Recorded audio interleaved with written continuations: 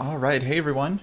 Welcome to the stream. This is Diagnose Your Chess. I think this is the fourth episode now. And today I'm being joined by Danny Cow. So I've actually known Danny for a little while through Chess Dojo. I feel like you were one of like the original students there, and you've been around for a while. I feel like I've seen a lot of your games on stream by this point too. But why don't you tell folks a little bit about yourself, like maybe your age and where you're from? How long have you been playing chess? Yeah, well, my name is Danny, and I'm 50 years old. And I started playing chess. I played a little bit of chess when I was a kid, but never got to the point of learning to castle. For example, to get my rooks out, I would go h4, a4, and then bring the rooks out. So I kind of played a murder chess with my mom's boyfriend, for lack of a better word, when I was very young. But really, I started playing chess probably when I was maybe 47 or 46 years old. Cool. Yeah, yeah. I had been curious about it, and then after getting married, I live in San Francisco, or lived in San Francisco. I currently live in Oakland, California, and that gave me a commute into the city. So I started playing just daily correspondence games on my phone, and that's how I got into chess. So You were playing on like chess.com? yes. So yeah, and then at some point in 2019, I did my first over-the-board tournament at the Mechanics Institute, and that was quite the you have to, as soon as you touch the piece, you have to move it. So that's a lot different than doing a daily correspondence game. And certainly with the onset of the pandemic, that's when I actually started having some time to do a little more of chess, and so started with join the chess dojo Right. probably April 2020. So yeah.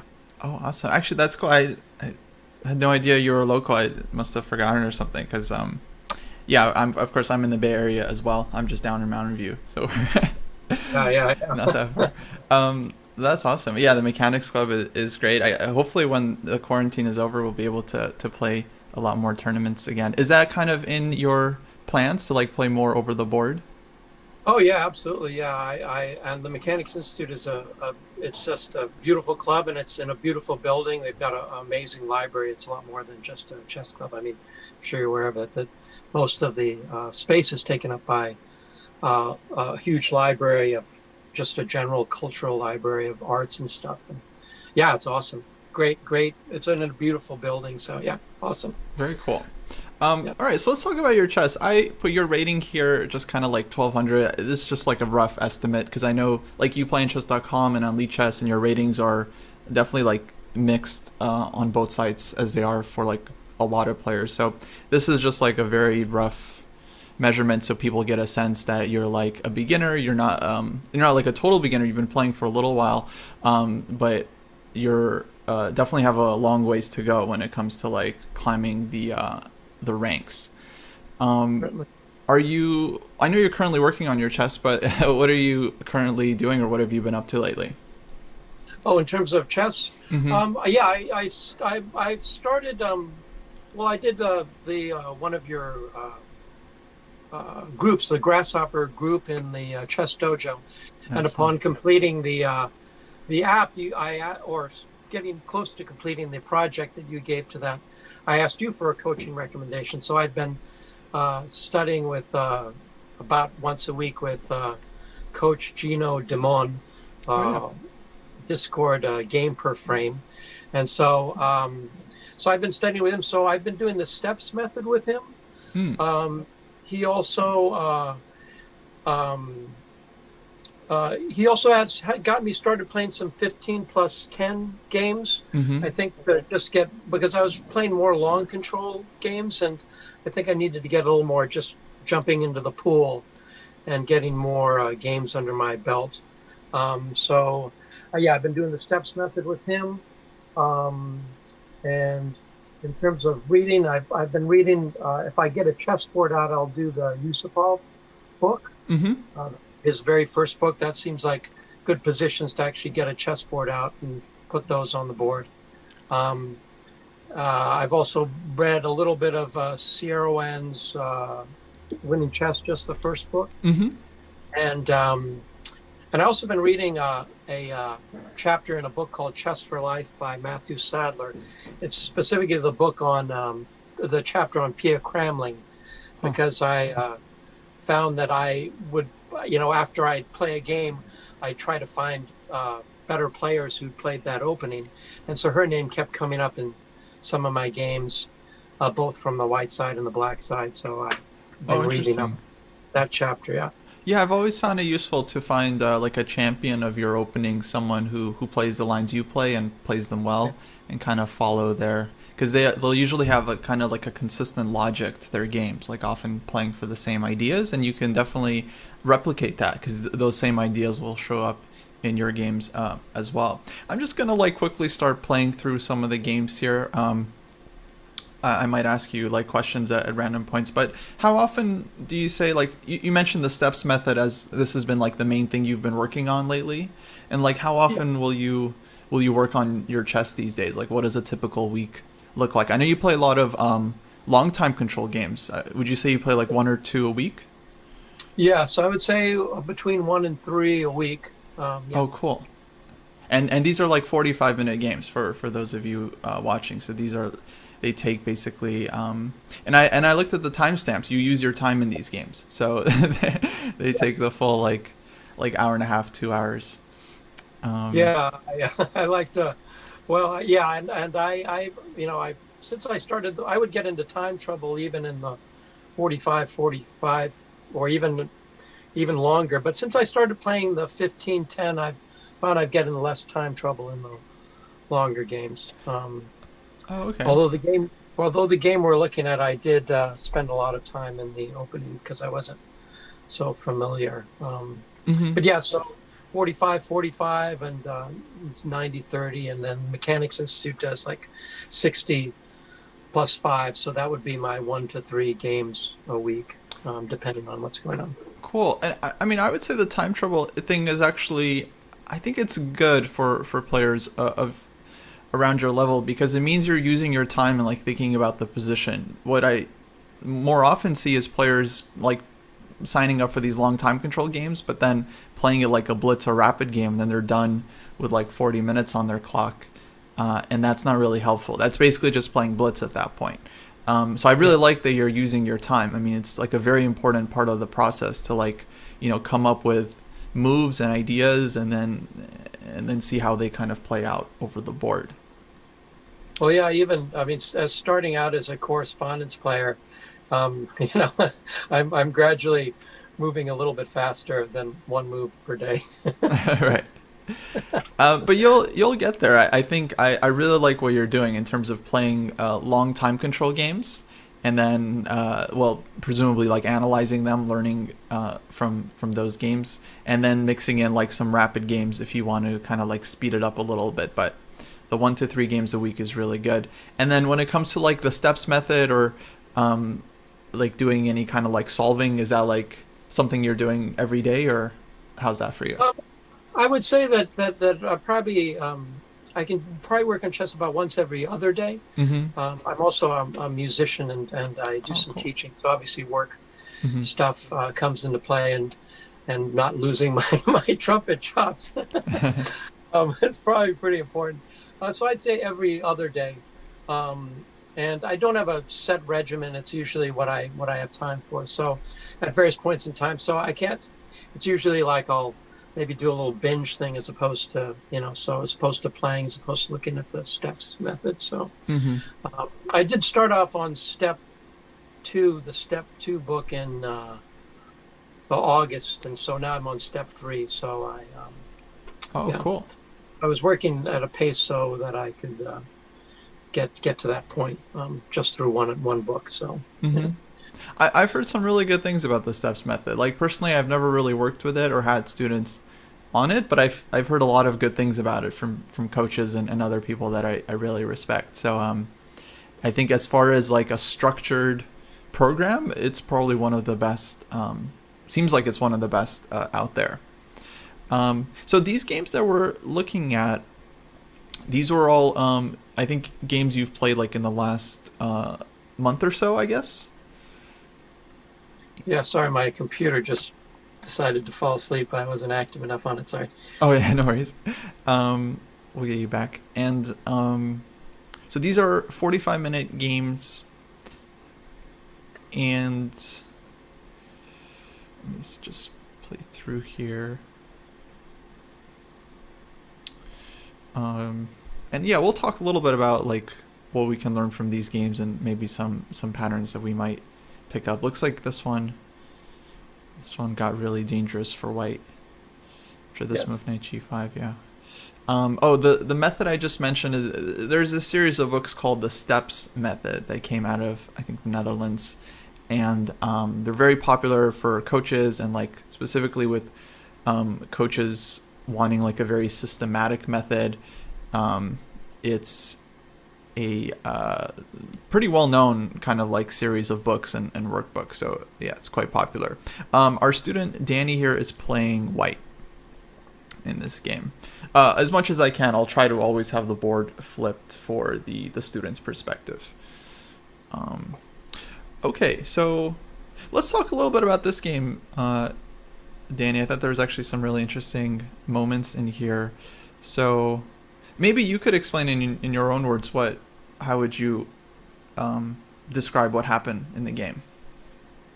I know in the opening, I know usually, although we're not in the opening now, usually after analyzing the game later, I realized that I should have pushed the G pawn to G4 and drove the bishop.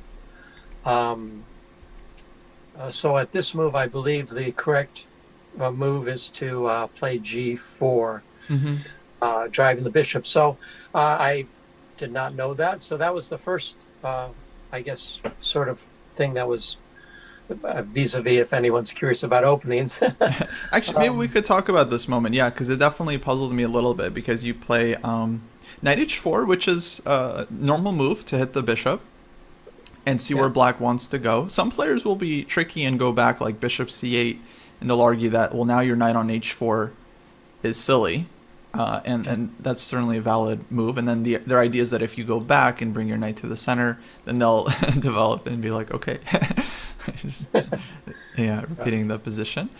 The white has other moves. For example, you could play like e3 here, or even e4, to avoid like bring your knight back right away. So that's kind of an interesting possibility. But black plays bishop g4. You correctly hit him with h3. I think this is a really useful move here because, again, either he's forced to go back or he has to go back on this diagonal and then loses his original diagonal. And then you just go back knight f3. So yeah, what was the idea behind this one? I took a lot of time, and it was basically, I felt like I had two choices to make, is to either go back or push the g4 pawn. And I didn't feel comfortable doing that because I didn't know which side I would be castling on. So, and I guess there's a general rule of thumb not to move the pawns that you're going to be castling to the side on. So that was my train of thought, is I wasn't confident enough to play g4. Right. So I wanted to play g4, but I thought principle wise it was not the right thing to do. So at that point I was like, what is my knight doing over there? So you just bring it back. Yeah, it's a lot. Actually, it's a really interesting thing that happens. So you of course know David from Chess Dojo, David Pruis, who's international master, and he made this really good point in one of his videos about like not playing moves in the opening you don't fully like understand.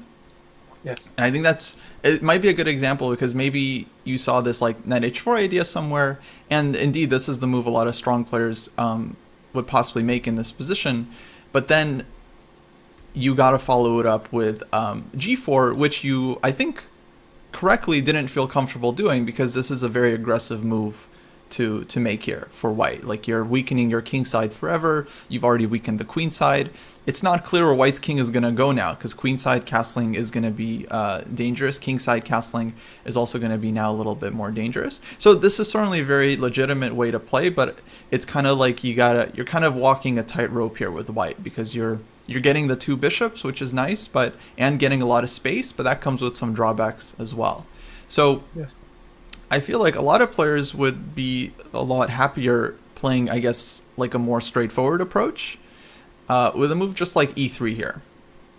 Yes. And then just like taking back the pawn on c4 and basically just playing in the center. And I think most coaches would say, like, in general, you don't want to mess around with too many fancy like pawn moves on the king side if you're not really sure about what you're doing. It's better just to stick to like general principles that you've probably heard a million times at this point, but just like, you know, focusing on the center, developing, castling, and then playing the middle game, which is essentially what you did once you got to this moment and you were like, I don't want to play g4, and then you just started playing like normal chess. Yeah. There's a good question in the chat. Wouldn't you want to play bishop f4 before e3 to get the bishop out? Yeah, this is kind of like, I guess, a small opening detail. The problem with developing the bishop really early on in this position is that you get hit with knight d5. And this is annoying because our bishop is under attack, and then if we take on d5, black, of course, in this case, gets to take with the pawn and secure their c4 pawn. So then it's really hard for white to now win this one back. So that's kind of the issue with these bishop f4 moves. And since white still needs to win back the pawn on c4, it's like we can't exactly have everything. So that's why white usually just plays a pretty timid e3, takes on c4. And white's idea here is that now we have two pawns in the center. Black only has this one e-pawn. And when we castle and we try to push e4, white will be able to kind of achieve that big center. So for example, if black were to, let's say, just make some random moves and not really pay attention to what's happening, white would go queen e2, black castles, e4, and already white is doing fantastic because we got this e4 push in. Now our two pawns are taking a lot of space, and it gets even worse as like e5 we're winning a piece. So this is a very cooperative variation. Obviously black doesn't have to play this way, but this is kind of the ideal of what white is kind of hoping for in this line. And then the bishop, of course, is able to open up too. Okay, so let's continue. So, oh wait, this is the wrong line. So knight h4, then we brought this one back. Castles, bishop d2, knight b6, bishop drops back to e2. Definitely reasonable to kind of like break the pin, and you don't have to deal with the pressure. Bishop d6, a5. I like this move, gaining space and hitting the knight. Knight d5. And now I'm sure the engine told you that your next move was not ideal. But the question is, yeah, why is this exchange no good? It gives I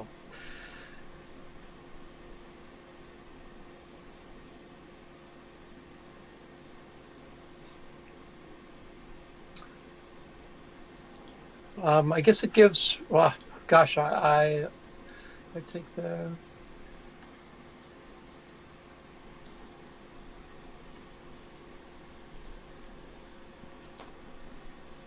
well,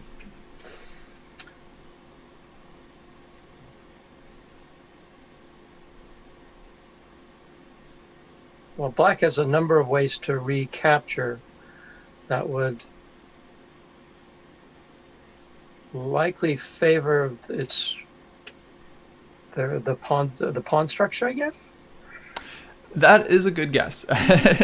It has to do with the structure here. So, Shanghai Check in the Twitch 24 chat is right. So the issue is when we take on d5, and we let black take with the pawn. In this case, they take with the e-pawn, which I think was a good idea. We now give them control over the square on e4, which black didn't have. Okay. And when we say control, what we really mean is pawn control. Because in the previous position, of course, black's knight was also kind of fighting for the e4 square. But this doesn't really give black control because white can actually push e4 as long as it's defended, right? And be able to take over. Now, in this immediate case, e4 here, I think, is not working. because black can take on c3, and then whichever way we recapture, then black wins the pawn on e4. So this is a move that white has to prepare. But with knight takes d5, the problem is that we are now, well, basically making it a lot harder for us to achieve this break. Now whenever we play e4, we're not really taking space, we're just losing, or we're just trading pawns. Now I do like a5 here, but I think at this point, the way to kind of prepare this, so one natural way is like a move like queen c2, where we develop the queen, we connect the rooks, and we kind of prepare to play e4. Whereas in this case, when we go e4, knight takes e3, and recapture, now of course pawn is still defended. So we're able to capture the center. And I think if we're able to achieve this, then we are, yeah, definitely happy as white. It was also totally possible to play e4 in this position. In fact, maybe we should even consider this one over a5, because here we get to play e4 right away. And we kind of capture the space, we thread in e5, we also open up our bishop, which we're probably happy about. So yeah, a lot of benefits to this move here as well. Okay, so I would say this was kind of like a minor strategic mistake, because we make a trade that kind of makes our position worse, right?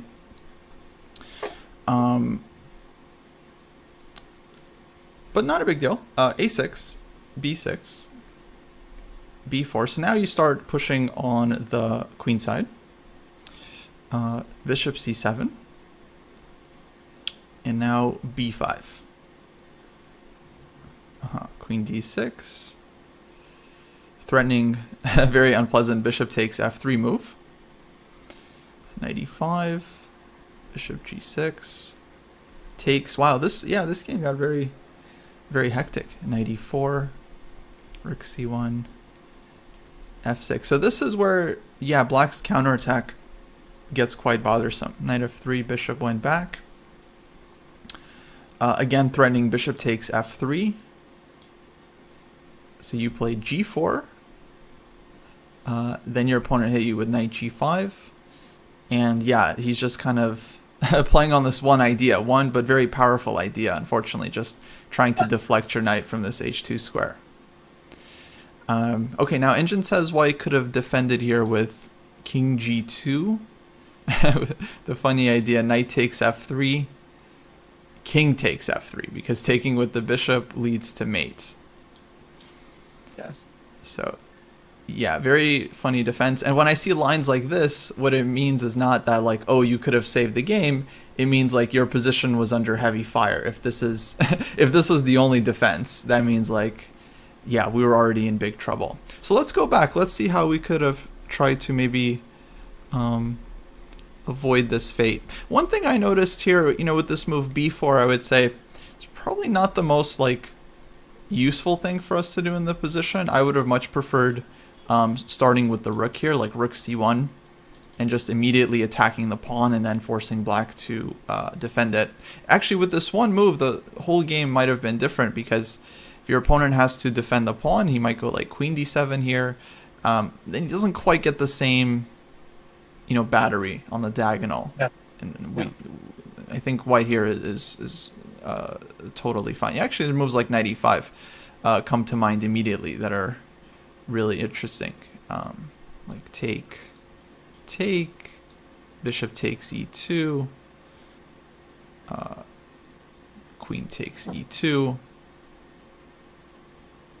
and well, the idea would be to follow up with f4 and support the pawn on e5 and start taking a lot of space with the pawns, just as one possibility.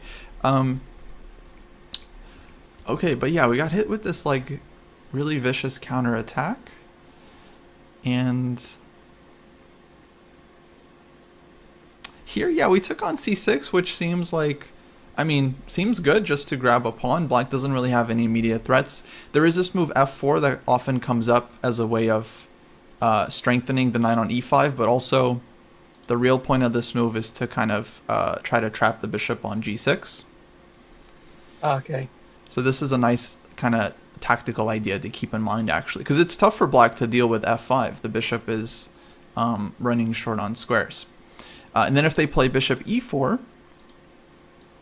they kind of take that square away from their knight. Like, I think the knight wanted to jump to this square, so this is kind of like a nice achievement. Okay.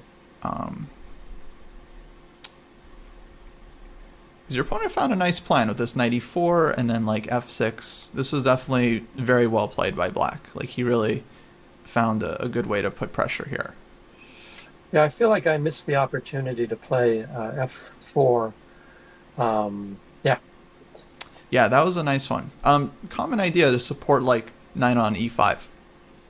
Here, I guess, at this point, g4 wasn't totally necessary. A lot of times, this move, rook e1, or for black, it can be like rook to e8.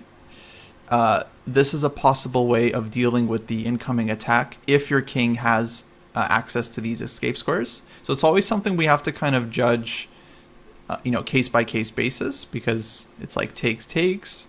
The queen comes in with check, king f1, and then the idea is to kind of run away on the light squares. And if black isn't really able to generate enough of an attack, then you actually you can survive this. Yeah, I can see rook to e1, and then if bishop takes f3, and then white bishop takes on f3, then my king has the hiding space on e2. Yeah, so it's not like it's usually not the ideal way of dealing with this kind of attack, like queen on d6, bishop on c7, but it's a very useful one to know, because a lot of times you are fine, and the engine here is actually giving white a huge advantage, which I think is not really realistic. I think the position is super complicated. But the thing that is actually troublesome for black here is that if the queen on h2 doesn't deliver, mate, and then the queen is actually really misplaced, and you're just going to start playing like queen b3 and going after the counterattack. Yes. So important thing to remember, like when we're attacking or when the opponent is attacking, a lot of times it's like you're really investing a lot of time into that. And then if the attack doesn't pan out, then you might be collapsing on the other side of the board. So it can be very, very double-edged. But let's jump to another game. Actually, one game I think could be interesting was... I think this one is actually worth looking at. Just my brief recollection of what happened in these games. In this game, you're playing black. And so we got the Caro. Let me flip the board here. There we go. Is this your main opening, Caro Khan? I've sort of toggled between the Caro-Kann and the prior to, actually, when I started taking lessons with Gino started having me play the Caro-Kann just to familiarize myself with the concept of putting your pawns on light squares and trading off the light squared bishop. Mm-hmm. Prior to that, I was playing more sort of like an e6 four knights Sicilian, and actually Gino has me effective this week playing some Sicilian dragon just to get a little more tactics in my games. Cool. Yeah, it can be a good idea to switch up the openings regularly just to see like different types of positions and structures. Because the idea is you learn in one opening will often be applicable elsewhere if the structure is similar. So it's good to get a lot of experience. Okay, so here our opponent hits us with c4, knight f6, bishop f5, bishop d3. We trade this one, looks good. e6, castles, bishop e7 here, white takes, and ed5. So yeah, I think this was actually a really important decision here. Take me through your thought process on cd5, ed5. I guess I feel like knight taking was the better move, as it keeps me from having an isolated pawn. Hmm. I thought the isolated pawn when I took with the pawn, I thought that perhaps it would be more drawish. Um, but immediately after I took with the pawn, I wished that I'd taken with the knight Mm. to keep from having an isolated pawn. Um, because it turned out for one reason or another, that I can't specify, the white's isolated pawn seemed a lot stronger than mine. Or maybe it's just that white had a tempo on me. But yeah, I certainly was wishing that I'd kept my pawns as 4 and 2 rather than 3 plus 1 plus 2. So Yeah, definitely. To me, this is a really clear decision, right? We just want to take with the knight and leave white with the isolated pawn on d4. What you said is actually really close, because here it's like it is more of a drawer structure. And in a symmetrical structure, when the pawns are exactly the same, it really is all about the piece activity. So the fact that white is already castled and you're not, here it basically means like only white can be better. Maybe you can equalize if you defend accurately, but he does have at least 1 or 2 tempo on you, because yeah, he's castled and it's white's turn right now, and like his queen. So he can play like rook e1 or bishop g5. He's already connected his rooks, and you're a little bit behind. yeah, the other Mhm. thing is I recognize that I opened the e file by taking with the pawn as well, which does not benefit Hmm. me considering I'm not castled. Yeah, it's again something, right, that white can use first, and then you'll have to kind of fight for it. So yeah, these two games actually, we see like kind of interesting dynamic of the uh, d5 square.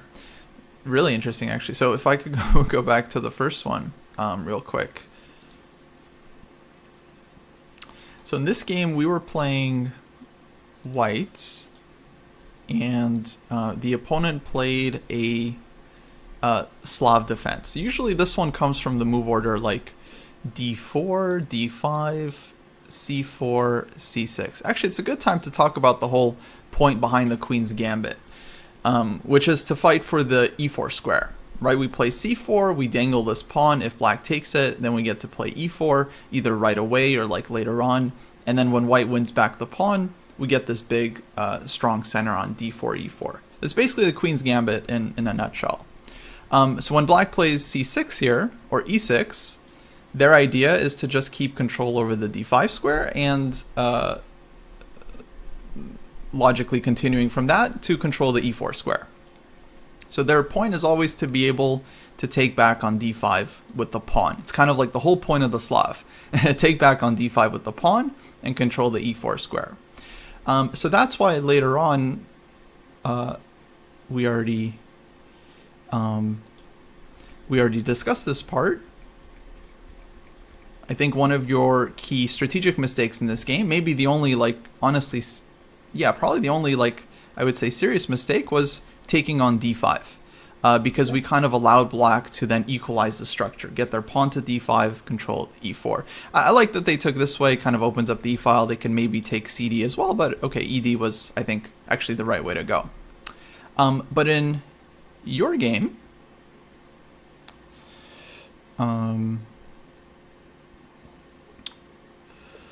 let's go to this one. And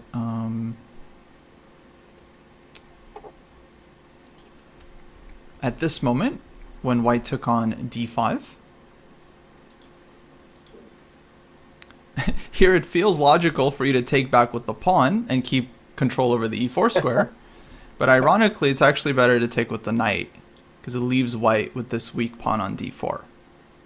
Yes.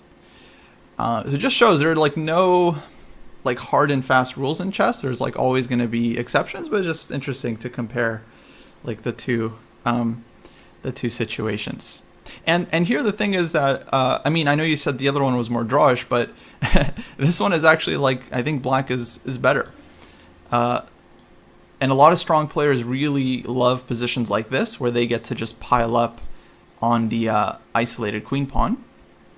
because it's like a very simple approach. You put your bishop on f6, you castle, you bring a rook to d8, you bring the other one to c8, and then eventually you just take the pawn. Like, it's very difficult for white to fully defend it once all of your pieces are out. You might even break with e5 at some point and use the pressure on the d file. So yeah, this one was definitely a really important moment. So much so that actually I would also say at this moment, instead of bishop e7, which gives white a chance to kind of save themselves from the structure with c5, I would say at this moment the right move was definitely to just take on c4. Ah, okay. Yeah. So basically guaranteeing that we get the better structure, because white is left with this weak d pawn. We already traded the light scored bishops, which I would say is probably pretty huge for black, as usually this light scored bishop for white is causing havoc on this diagonal. If you can imagine bishop on this diagonal, black's bishop on c8, totally different story. Here we've traded off our bad bishop for white's good bishop. So yeah, I would say black is already super happy here, and as long as we can just castle and put our knight on d5, we'll be really happy here. That all makes sense? Yes. Okay, great. So yeah, definitely like a positional structural thing. So let's see what happens. So rook f8, and okay, a6, rook e2, b5. Okay, I didn't really understand a6, but now it seems like your idea was to push this one. Maybe I'm seeing a little bit of a pattern. This one reminds me of the previous game when you pushed like b4, b5. Yes. Before getting... sorry, my arrows are not working for me. In the previous game, you pushed b4, b5 before getting your rook in. Okay.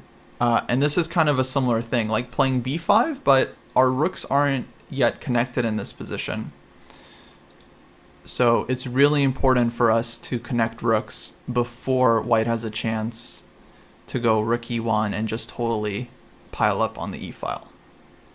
Yes, and I guess I mean, obviously, or it was obvious. I guess I didn't know how to respond to the obvious threat of the rooks being doubled. Oh, I think the other reason why I pushed b5 was so that I can move the rook to a7 to defend e7. Oh, I see. So I think I initially played a6 to keep the knight off of b5, and then when it became obvious that white was going to double rooks on the e file, I moved the pawn up so I could give move the rook to a7. I gotcha. It makes sense. Yeah, I guess the issue is that it's basically a very like kind of passive setup. You're just defending and just holding that, or hoping that everything is going to hold, which is a difficult strategy because it one thing could crack and then that's it. It's like game over. And you also give your opponent the opportunity to just kind of slowly build up. And yeah, usually things kind of fall apart. So yeah, the way to deal with this pressure is to basically you try to liquidate, you try to trade pieces. So the first idea I would look to kind of make work is to find a way to trade pieces on the e file, because this is kind of where the pressure is coming from, like rook to e1, and then there's pressure on the bishop. White is going to have threats like bishop takes f6, and then we can't take back because a rook on e8 might be hanging. So we really have to kind of get the bishop off of the e file and open up the rook, because it's not like a pin in the sense that the bishop can't move, but it's acting like a pinned piece because it's just a sitting target on e7, and that's tactically very vulnerable. So whenever we can, we try to let's say solve the problem rather than patching the problem. Patching the problem is like defending the piece, whereas solving the problem is like unpinning it. So a move that I would look at to try to make work, I don't think it does work, but the first move I would kind of consider is like something like bishop d6, just to see what happens if I just unpin. But you might have been considering this one during the game. The problem is white takes on e8. We have to take back and then can take on f6. Yes. Yes, definitely. And although we solved one problem, we created a bunch of new problems around our king side. Not to mention the d5 pawn is hanging. So there's a lot of reasons this doesn't work at all. But okay, so that one is out. Can't do that one. I also considered knight to e4, but I thought I would lose a pawn at the end of that exchange. Right. Well, I think you're right on both counts. Like, it's definitely a very good move to consider because it kind of eases the pressure. You're initiating trades, but it does seem like it loses a pawn after bishop takes e7 and then taking here. Yeah, so I think you're right to avoid that one as well. So then, yeah, the next move is actually an idea that I know from e4, e5 positions. Let me put a different position on the board real quick. Do you ever play e4, e5 much? No, I have not. Oh, okay, well, this will be useful in case you ever get these positions. See here. So in the Italian game, there is a really interesting dynamic. Like, black puts the bishop on c5, and then at a certain point is going to play d6 and then maybe a6 and castles and h6. And then the move order of when black plays all these moves, it really can depend on a lot of things. But one thing that players like doing is they wait to play d6. Let's say black goes a6 here. Just kind of a useful move because it gives the bishop a chance to drop back if it needs to. And let's say white castles, black castles, and then white goes bishop g5. So this is often a really annoying pin for black to deal with. But since black hasn't pushed d6 yet, what a lot of players will do is they'll first kick the bishop with h6, ask the question, where are you going to go? Are you going to take on f6, give up your beautiful dark square bishop? That would be great. Probably not. White usually will go bishop h4.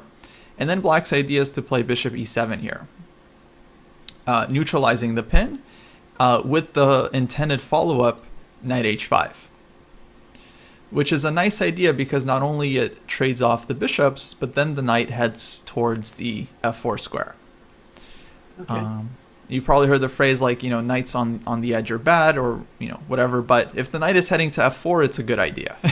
As long as the knight doesn't stay on h5.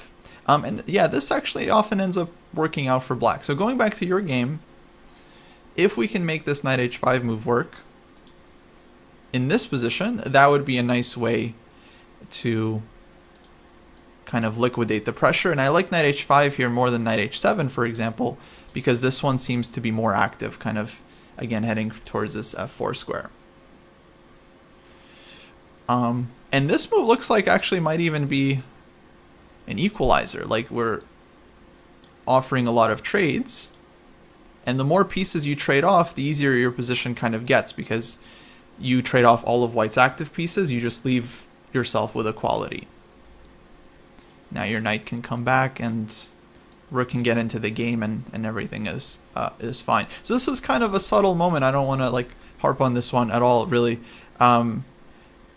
But the interesting thing about this game is that your position here is actually already critical, and important part of chess is understanding when you're under pressure and knowing that you're kind of it's kind of like a ticking time bomb. It's only a matter of time before your position collapses, so you got to ease the pressure as much as you can when you're behind in development.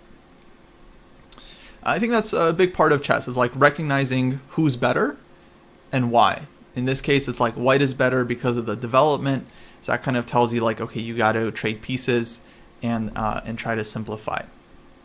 Or on the other hand, if you have the advantage and you have big space advantage, or you're way ahead, then when you're attacking, I shouldn't be trading. I should be looking for the knockout blow, or looking for ways to increase the pressure.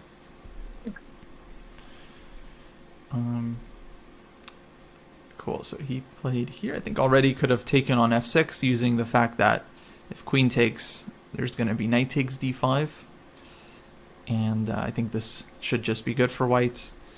meaning we might have to take with the g pawn here on f6, which again would be not so great, but he goes bishop g3 instead.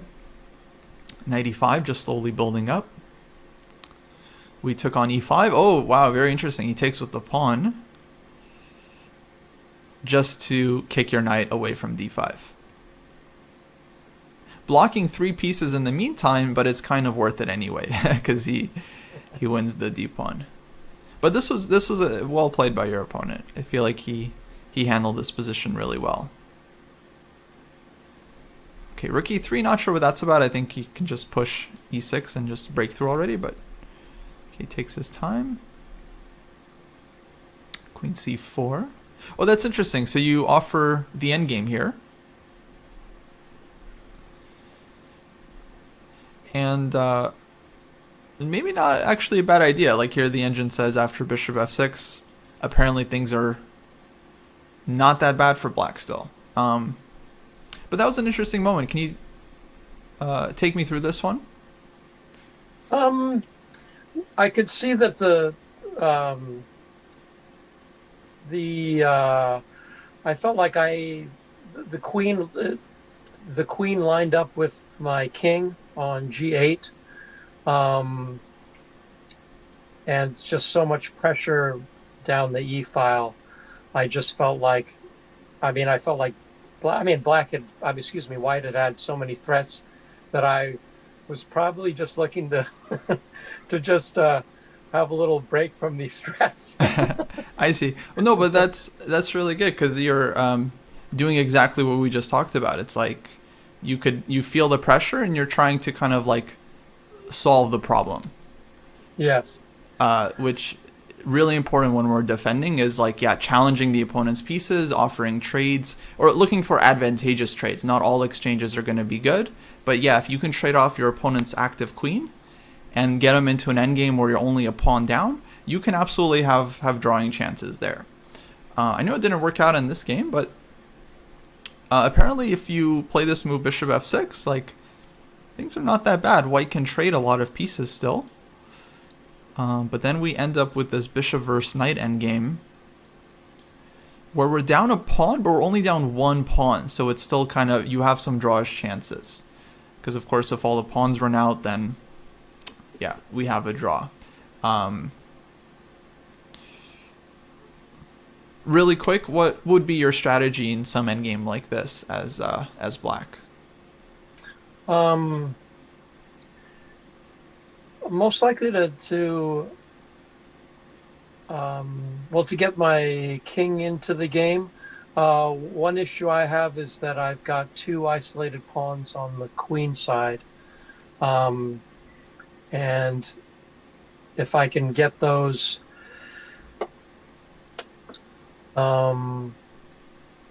whereas white has 2 connected pawns. But I guess I have my dark squared bishop is more mobile than the knight. Mm-hmm. So I am a little confused as to whether I need to be protecting my pawns, in other words, putting them on dark squares, or putting my pawns on light squares to give my bishop more room to maneuver. I'll say that it's but of course, my king can't really defend both sides of the board. So I guess that's sort of what I'm thinking. But I have a feeling it's on a case by case basis, depending on what that knight is doing. No, you said a couple of very correct things. So number one, king activity is really important here. So whatever ends up happening, your king needs to play a role. And as much as you can when you're in endgames, especially when you have like a king and one other piece, like king and rook endgame, king and bishop, and so on. The king is like your second piece, and it's a very, very important attacker and defender. And you also said that the bishop is much stronger than the knight in this kind of position, which is absolutely true because the bishop can attack things on both sides of the board. For example, a bishop on d4 can attack both the king side and the queen side, and it's very mobile, whereas the knight is very immobile. It has to choose one side of the board. But the advantage that the knight has is that when the action is localized, if all the action is on one side of the board versus another, then the knight kind of has the advantage because the knight can jump and attack any color square it wants. Of course, the bishop can only attack its own color. Yes. So, question in the chat, how would you evaluate trading the bishop for the knight here? Definitely a big no-no because, number one, we're down a pawn. So going for the king and pawn endgame down a pawn is going to be a really risky play. And I wouldn't do it unless I thought I was winning it. But yeah, just more generally, I think the bishop is definitely a much stronger piece than the knight here. So we want to keep it on the board. The one thing I would add that you didn't really mention, I know you weren't sure about what to do with the pawns here, is that as the defending side, the side with less material, we are usually going to be interested in trading pawns. That's kind of specifically what our plan is. Because the more pawns you trade off, the closer you get to a very drawish endgame. If you can imagine an endgame with a knight and pawn against the bishop, well, all you have to do to draw that is sacrifice your bishop for the last remaining pawn. Okay. Right? But if it's 2 versus 1, 2 pawns versus 1, and you give up your bishop for 1 pawn, you might still lose that as long as your opponent still has a pawn. So our idea here is to try to liquidate the pawn. So one plan would be to push like h5, g5, h4, and try to trade pawns this way. And where does the king go? Well, I would try to keep the king as active as possible. To me, it looks like the king could absolutely run to the queen side and try to put some pressure on white's pawns over there. All in all, I mean, I think we definitely still take white here because white is up a pawn. But compared to the position you had like a couple moves ago, this is like a dream because you're defending, but it's you're definitely within the drawing zone. Whereas without the queens, with the queens on the board, we were like on the verge of getting mated here. You know, after e6 and the position kind of opening up. So I want to say this was definitely a good decision to go for the endgame. Of course, we could have followed it up better, but yeah, that's how it goes. Okay, and I think this one ended with like rook blunder. But this position was already very difficult because we're under pressure and maybe losing a second pawn here. So it looks like pretty difficult endgame. Yeah, I didn't anticipate when I traded queens. I didn't anticipate how difficult it would be to hold on to the 2 pawns. Yeah. So I remember blundering, but yeah, I guess my primary concern was not protecting my rooks, but how I was gonna.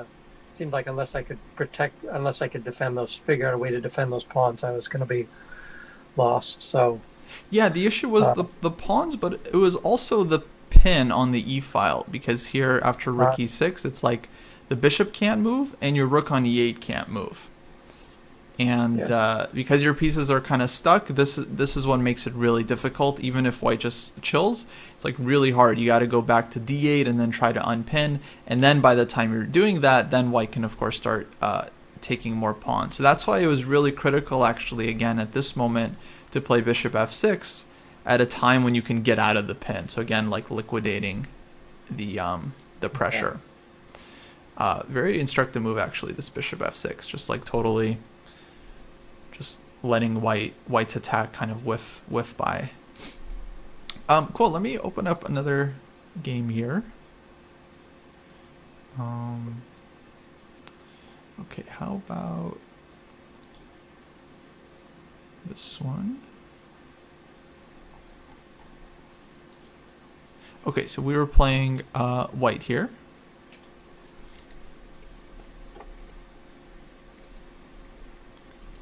Okay, facing the Grunfeld, bishop f4.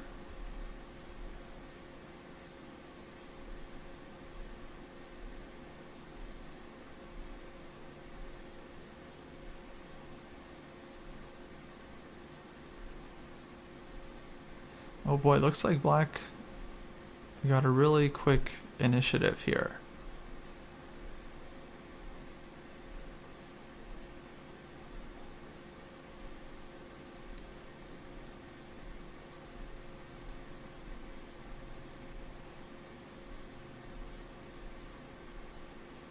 Yeah. Okay, let's go back. Oh, b5. Nice move. Nice trick. Oh,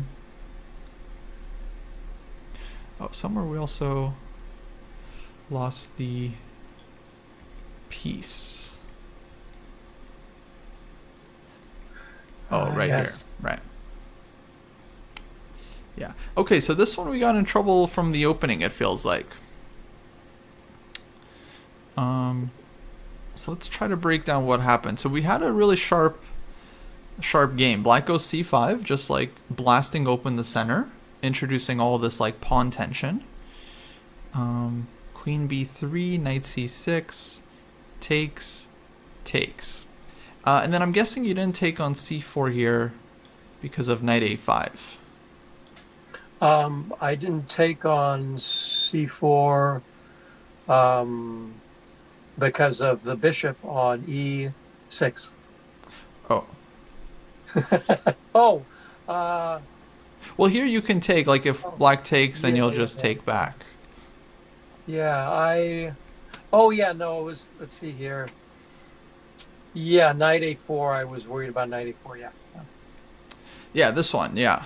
Yes. Okay, but we end up going back queen d1, and then it feels like we lost a lot of time because we play queen b3 and then back to d1, right? Yeah. So it's yeah, really problematic when this happens in the opening, because it's like, well, better it would have been better to not move the queen out at all. It seems critical would have been at this point to actually grab the b pawn. Yeah, and I spent a long time calculating whether I could do that, and what I did not factor in was that I had the bishop on f4 is in possession of the b8 square. So I was blind to the fact that my bishop controlled b8. If I take that bishop off the board, the bishop on f4, I think I felt like it would be, so that's what I felt like it would be very dangerous for me to take that pawn. But once again, I forgot that I had the bishop guarding b7. So, yeah. Gotcha. No, it's actually really interesting. Yeah, this bishop makes things a lot easier for white to stomach, because it is a very risky pawn to grab, these b pawns, and we don't want to just take them lightly, because we spend a lot of time with our queen to go and grab this pawn, and and we give our opponent time to develop. But at the same time, it's really important to recognize that queen takes b7 is not just a pawn grab. You're also undermining all of black's position, because now the knight on c6 is hanging too. Yes. And the knight on c6 really liked not hanging the move before. Yeah. I just, like I said, I didn't factor in that I was in control of b8. So I saw queen takes b7 and the knight to a5. Right. And I visualized that, but I didn't visualize that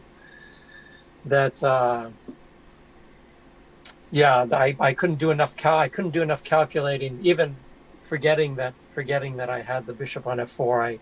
I didn't feel confident. I definitely wanted to take that pawn, but after thinking about it, I backed away. So, but here's the thing, Danny, I don't blame you for not taking the pawn. I mean, at this point, it looks like it was the best move, and it does feel like the critical move, because everything else is like you're just going backwards. But I think what got you into this trouble was really just this move, queen b3. Because similar to the first game you looked at, remember when you played like knight h4 and then h3, and then you didn't go for it fully with g4, you ended up going back, knight f3. It's kind of like a similar thing. It's like when you start going down this very ambitious path, if you don't commit to it, then you just end up losing time. yes. So the issue is not that like, oh, you didn't take on b7, because that does look really, really scary. And then, if you lose 5 moves after that, your coach is going to be like, what are you doing? Why are you grabbing this pawn, right? Like, so it makes chess so hard. There are no 100% rules. It's always like case-by-case basis. But for me, I'm feeling that like when we play on the queen side a lot in the opening, what we're doing is we're neglecting the kingside development, right? Because now your bishop on f1 still needs to move, and then you'll need a tempo to castle. And this is actually can be a very risky and very ambitious way of playing, because you're neglecting your kingside development for like queenside gain. And the idea is that, well, if you win on the queen side, then okay, you'll castle later, and then you'll have a good position. So like something I'm sure the engine will show is exactly what white can do here. So let's say like we took on b7, black played knight a5 or something. We bring the queen back, and I don't know, black makes some move here. Let's say rook to c8. And what the engine sees is that white is going to be able to develop in time. And let's just make some random moves for black. And if white is able to develop, well, now we've kind of kept our extra pawn. It's a weird structure, but we have an extra pawn. And our king is safe, so there's no compensation. So I guess the point is, there's a lot of upside, but it requires a lot of risk, and this isn't always the most practical way to play in the opening. If it were up to me, I would prefer you play lines where you castle early and often, and then you can play on the queen side, or you can choose your plan depending on the position. But playing openings where our king gets stuck on e1, it's almost like it's always just a risky strategy that you really have to be experienced to handle. So it's not like, in my opinion, the best types of positions to play when you're kind of like working on improving your chess and like learning a lot of different opening ideas. That's one of the reasons I and a lot of coaches typically suggest players to play e4 up until they reach some higher level, because e4 is kind of a more direct approach. It's like you get your knight out, you get your bishop out, you castle, and then you figure out what to do. And you're less less often kind of getting hung up in the opening, like chasing queenside play and then kind of neglecting your kingside development. So something to think about. I mean, I'm not saying don't play d4, but it definitely, we, as much as we can, don't want to go on these like excursions in the opening. We want to kind of stick to like a more like solid approach. So if we were just being ultra solid here, what we would do is we would just trade on like d5, for example, kind of liquidate some of the tension. Let's say knight takes d5, bishop takes d5. Okay, apparently we can even take on c5 here, and maybe this is the way to go, but I would just keep things simple and just try to like develop my pieces and castle, and then just play from there. I think engine maybe hates this move. But the point is, it is hard to follow up on ambitious play. And that's often how we get into trouble, because queen b3 is a very ambitious move, and your opponent, to his credit, comes up with a really strong response. Knight c6 just says, go ahead, take whatever pawns you want. I'm just playing for piece activity. And yeah, now it's like a really difficult position for white to play, because we're behind in development. We have all these pawn captures in the center that are possible, and it's really easy for things to go badly wrong.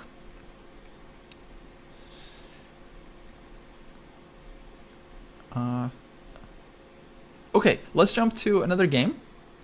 Okay.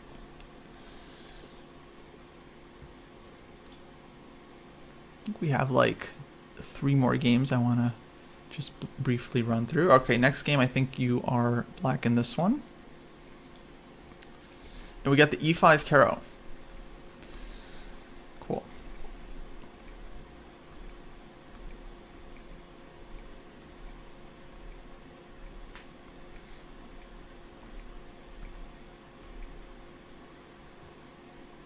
So here, yeah, your position looks fantastic. And like, you didn't have to do anything special. All you did was develop your pieces. You did use this kind of nice plan of c5 and bringing this other knight to c6. I'm guessing this is something you learned previously? I think I was improvising at this point. Yeah, I think, yeah, I was, no, I was definitely improvising. I think what must have, yeah, I think,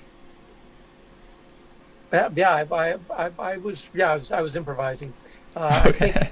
looking at this position now, I'd probably choose just this more direct knight to c6 Hmm. from the queen side. Um, Yeah, actually, both are possible. This 97 is a very real move. Black's issue in this line is that, yeah, sometimes you have pieces fighting for kind of the same squares. right. Um, and yeah, especially the knight on g8 is the one that we really have to kind of solve. But there are a couple of approaches. So one is to, yeah, like bring the queenside knight to c6 and then bring this other guy out either to g6 or even more commonly back the bishop up to g6 and then bring this guy out to f5, where you can put pressure on the d4 square. But I kind of like what you did as well, actually. I think it ended up working out because you put this knight on c6, your other knight goes to d7, and then this knight on d7 can one day either go to b6 and help you on the queen side, or it can even jump to f8 if you need it on the king side or support with like an f6 break, which seems like you ended up playing in a couple moves. Yeah. And now basically you got like a dream Caro Kann, which is basically actually a dream French. Is you have a French defense structure, but with the bishop on f5, which is a really good piece. Okay, so f6, knight c5. We took this one. Queen c7. Huh. So you took the pawn and then white didn't take back for some reason. Weird.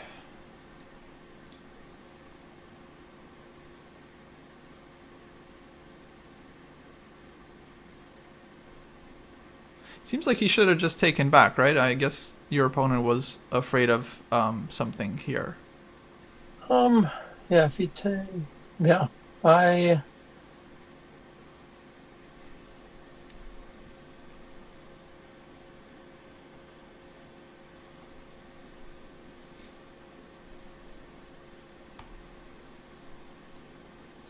I guess he maybe didn't want to give up control over c5,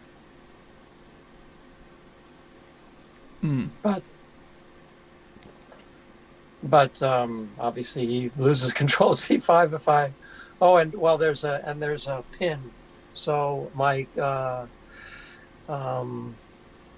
yeah, maybe he's hoping that I take on c5 and then I lose my queen. Or excuse me, take on d4 and lose my queen. Yeah. Oh, I see. Yeah, odd. I don't know, because he, yeah, he goes back, and then you support e5 now with bishop f6, a6. Oh, again we see this a6 move. What's the idea of it here? To stop bishop b5? Yes. Okay. And maybe because I can't see other options. Uh, I guess you're kind of pinned, so it's hard to move.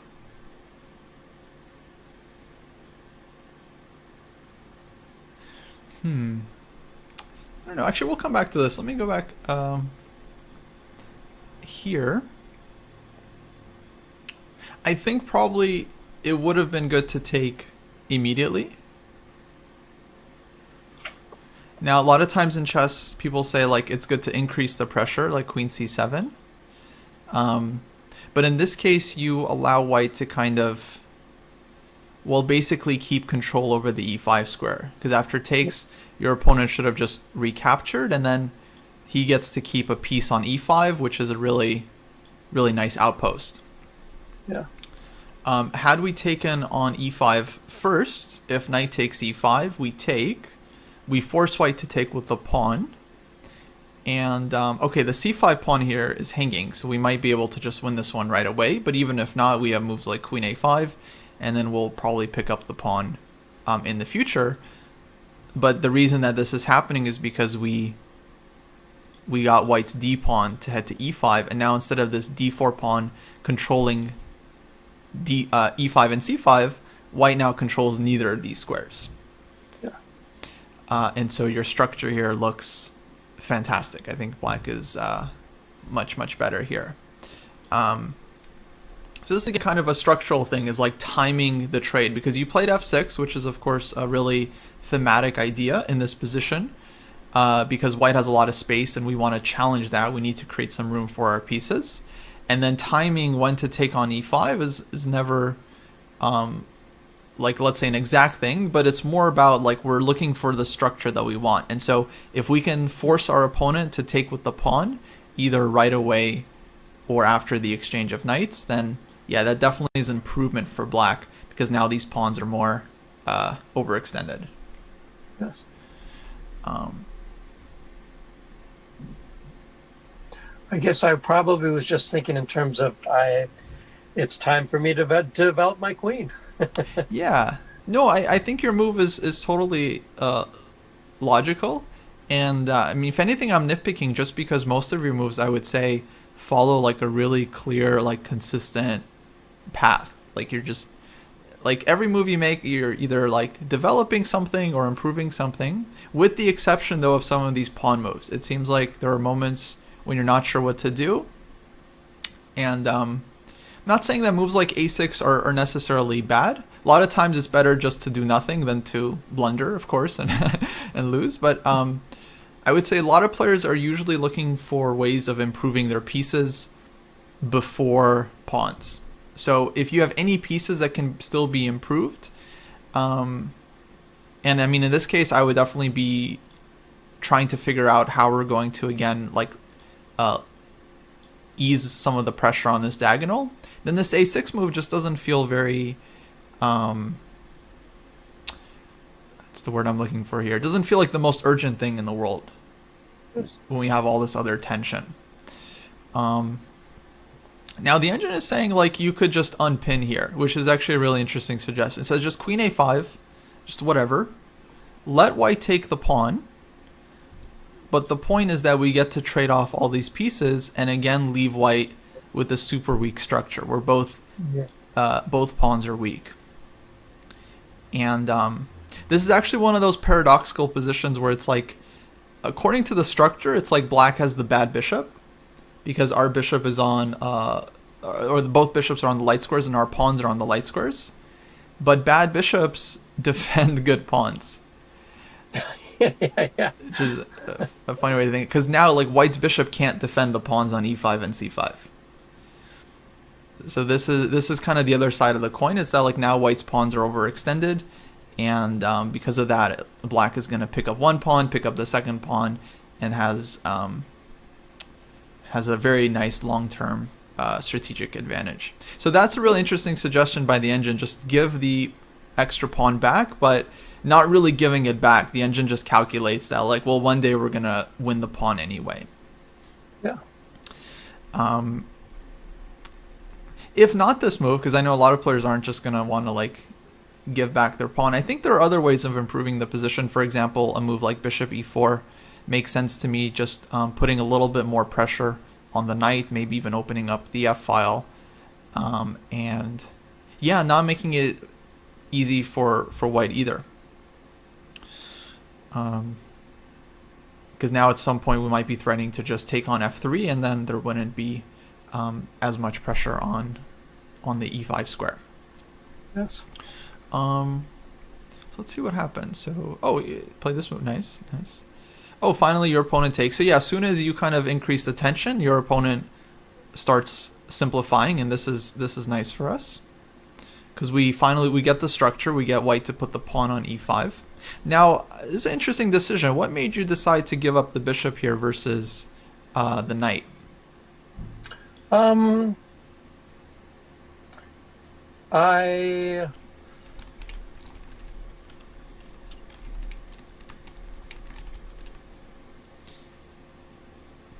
I guess I thought that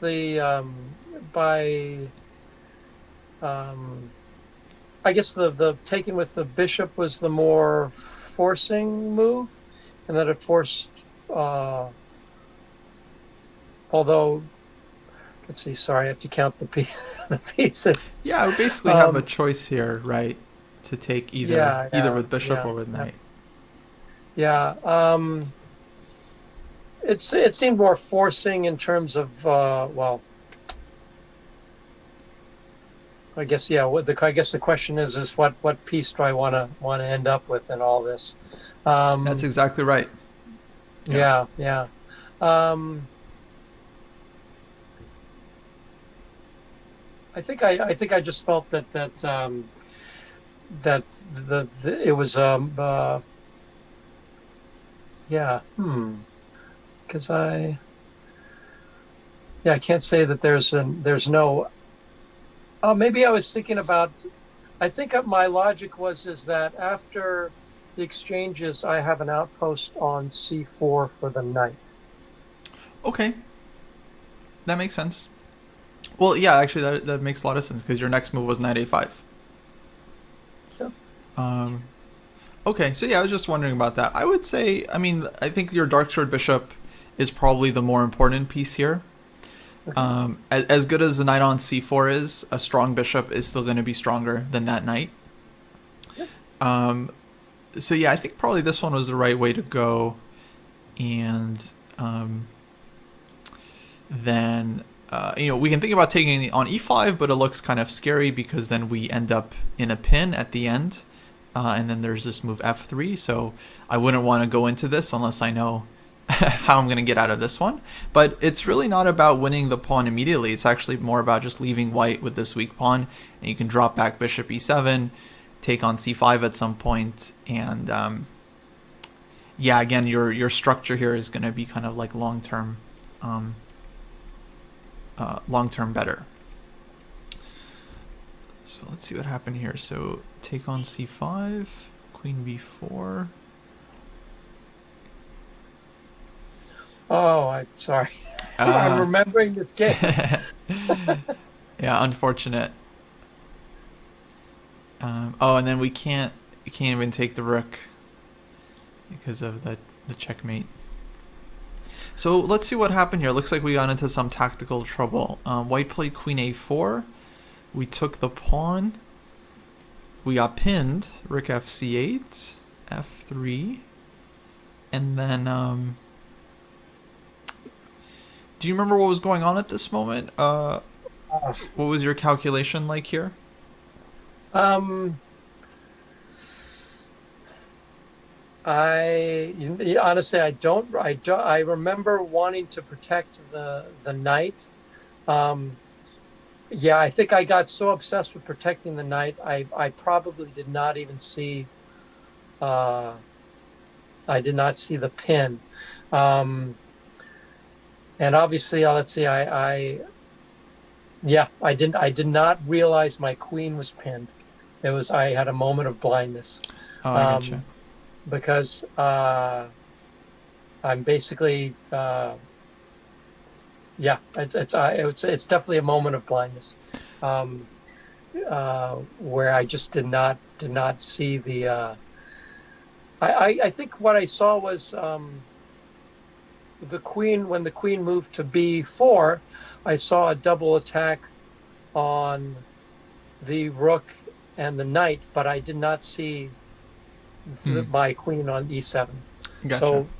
So I went blind because I saw a double attack on a5 and c5 as opposed to the yeah. So then rook fc8, f3, and you're like, oh, you forgot to defend your rook, buddy. Yes, exactly. That's funny. Cool. Okay. Obviously, that will happen, and I don't have a lot of tips for you here, other than it just takes a lot of practice. And of course, during the game, one of the most important factors is focus. And I mean, for players of all level, I think even for me, it's like sometimes I'm playing and I'm like checking my phone, or I'm like on another tab on the side. And it's like, and then I lose the game and I'm like, oh man, I'm so bad. But it's like, well, I wasn't exactly putting myself in the best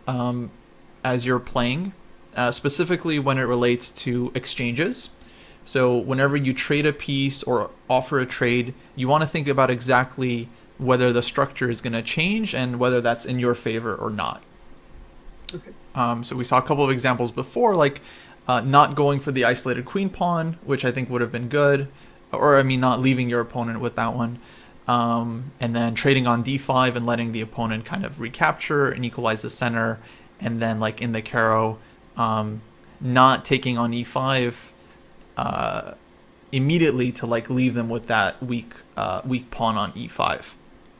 Okay. So this is something that is really important to think about as you're playing the middle game, because I think your opening play is generally solid, and then when we get to the middle game, yeah, it seems like maybe you're not sure exactly when you want to trade and in which situations.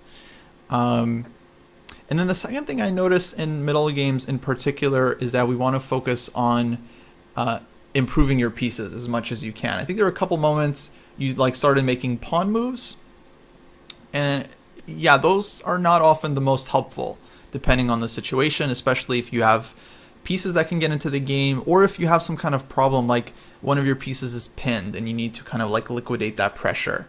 It's really important to be like proactive about that. And then when it comes to the openings, I would say for the most part, I feel like your openings are really solid, and I like what you're doing.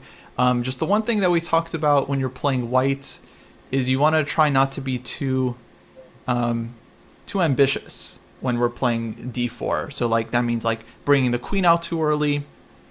And if you are going to be ambitious, then you got to commit. So if you're going to play queen b3 and your opponent doesn't defend their b pawn, then you got to take it. That's kind of like the logical follow-up. And if it works, good. If it doesn't work, well then, yeah, it means the whole idea to play queen b3, in the first place is that has to be kind of rethought. Personally, I'm a fan of playing more straightforward openings where, yeah, we're just kind of developing, castling, and then figuring out a middle game plan. But yeah, if you do find yourself in a spot where you're kind of like overextending, then yeah, either you have to commit or don't put yourself in that position in the first place. I have a question actually, because I know that that in that particular game it was the Grunfeld, and it seems like black can make things sharp. Like for example, when I've played in that, the reason I chose that opening is because I've ended up with all my all the queen side pawns gone, and just yeah. Do you feel like the approach that I took was still a sort of a good approach generally, minus the or do you feel like there's a better way of playing against the Grunfeld that is or maybe need the castle soon? I don't know. No, I'm really glad you asked. Actually, that's a good question. So let me pull up the game here. Yeah, so you chose this variation. Okay, we get the Grunfeld by transposition with bishop f4 and rook c1. And I actually think this line, although it's been played by a lot of super GMs, so it's a very real variation. So this is where we start kind of neglecting the kingside development, because we get the queenside rook in, but our king is still on e1. We haven't even like opened up our light squared bishop, and black is already castled. So it's like, so this is already like we're already behind in development at this point. So what I would say is instead of bishop f4, I would take on d5. Knight takes d5, e4, like capturing the center. They'll take on c3, b takes c3. They'll probably play c5 because this is what the Grunfeld is all about, like putting pressure on d4. And then you can play like, let's say, bishop e2. For example, black castles, and you can castle. Okay. And then from here, this bishop can often go to like either e3 or g5. Queen can go like maybe queen d2 or queen c2 to defend the e-pawn. And then rooks go to the center, usually EDC files, kind of depending on what the opponent does. Like if black quickly takes on d4, then maybe, you want your rooks on the C and D files, for example. If they don't take on d4, if they don't open the C file, maybe you want to bring, this rook over to d1 and put the other rook on e1. It will always kind of depend. But this is like a very simple approach where you just kind of get your king castled, and then you decide where to put the dark squared bishop, where to put the queen, where to put the rooks. Okay. And that's what we would refer to as like completing your development. Like first you castle, and then completing the development basically means connecting rooks. So that was one thing you didn't really do in all your games, is like connect your rooks, because for a few reasons, but it's basically tactically and strategically sound. Yeah. Well, okay. Hopefully that all made sense and was useful. Yeah, that's great. No, it was wonderful. Thank you. Yeah. Awesome. I mean, obviously, I think I make this point every episode of the show. Like, obviously, tactics are going to be super important, but there's not a whole lot I can help you there other than, like telling you to do a lot of tactics. Yeah, absolutely. And I know you've been working hard because you did the Chess King app that I recommended to you guys way back when, and yes. So yeah, I mean, tactics are always going to be a part of the game, something important to work on. But the tips that I gave, hopefully you can work on concurrently, either with your coach, and when you're playing your games, you can kind of think about these things. But for the most part, I think you're on a really good path, because you're doing a lot of like the really critical stuff already. Playing long time control games, analyzing them, trying to learn from your mistakes, solving puzzles, like doing tactics regularly. That's like 95% of the work is those like kind of critical things. But cool, Danny. I think we'll wrap it up there. Thank you, everyone, for watching. Thank you, Danny, for participating. It was a lot of fun. And well, the idea of the show is to check in with you in a couple of months and see how you're doing. Yeah, that'd be great. I'd love to. Thank you. Awesome. So we'll look forward to catching up with you. Yeah.